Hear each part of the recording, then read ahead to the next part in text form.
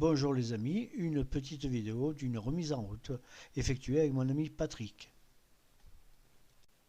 Eh bien aujourd'hui nous allons parler de la remise en route d'un moteur Minarelli AM6 refroidi par eau qui équipe une Yamaha 50 TZR et qu'on a eu de grandes difficultés à démarrer. Alors au départ on a fait les recherches habituelles, on avait l'étincelle à la bougie, donc on avait éliminé l'allumage dans un premier temps et nos recherches se sont axées sur la carburation. Du coup on a changé l'éclapé et la pipe d'émission qui en avait besoin et le carburateur. En revanche celui-ci était bon. Qu'est-ce qui nous est arrivé? Alors le moteur Minarelli, donc une petite parenthèse au sujet de ce moteur, c'est un moteur qui équipe énormément de motos, de petites motos 50 depuis les années 80 pratiquement. Et il y a énormément de marques qui l'utilisent, qui l'utilisent encore. Donc comme vous pouvez voir sur cette liste, on voit notamment Peugeot, Sherco, Malaguti et bien d'autres. Donc on s'est rendu compte qu'en fait l'allumage n'intervenait pas au bon moment. Donc on a démonté le volant magnétique, alors avec un arrache-moyeu M19 pas de 1.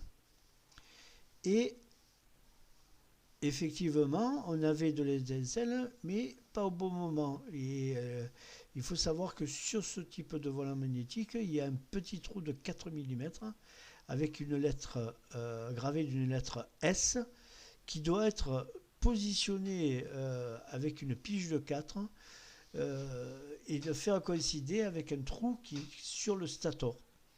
Et de là, ça nous permet de vérifier de l'avance. Et nous, on avait ce trou de 4 avec sa lettre S qui était carrément à 180 degrés de l'endroit où il devait se trouver. Donc on a démonté le volant magnétique et on s'est de suite rendu compte que la clavette était cassée. Donc ce qui explique que le gars qu'il avait avant a dû remonter, parce que c'est un moteur qui a été acheté. Donc je pense que le vendeur l'a remonté à la va-vite sans trop se préoccuper du calage de l'allumage. Donc on a remonté l'ensemble.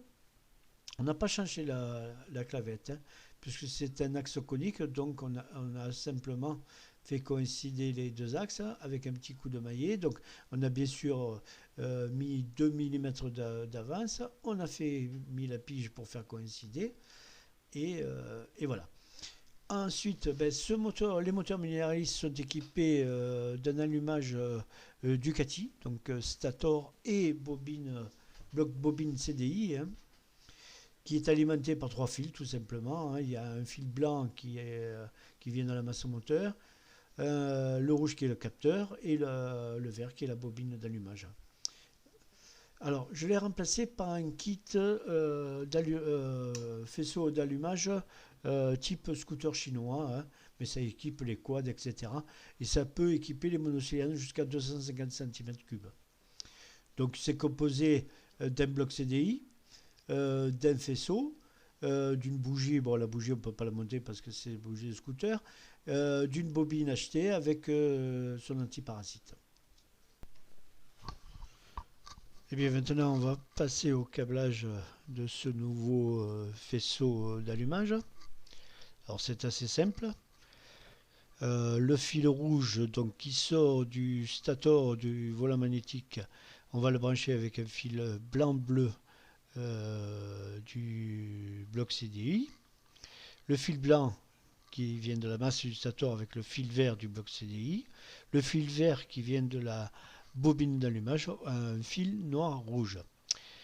De ce bloc CDI en sort un fil noir-jaune qui alimente la bobine HD qui elle-même est alimentée par la masse du bloc CDI.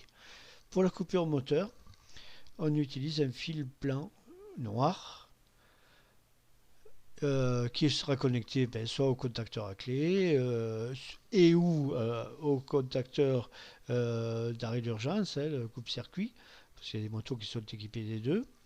Et puis même d'une troisième fonction qui est la béquille latérale, où il y a un contacteur et qui empêche le démarrage du moteur si la béquille est sortie, ce qui peut occasionner dans ce cas des accidents au motard.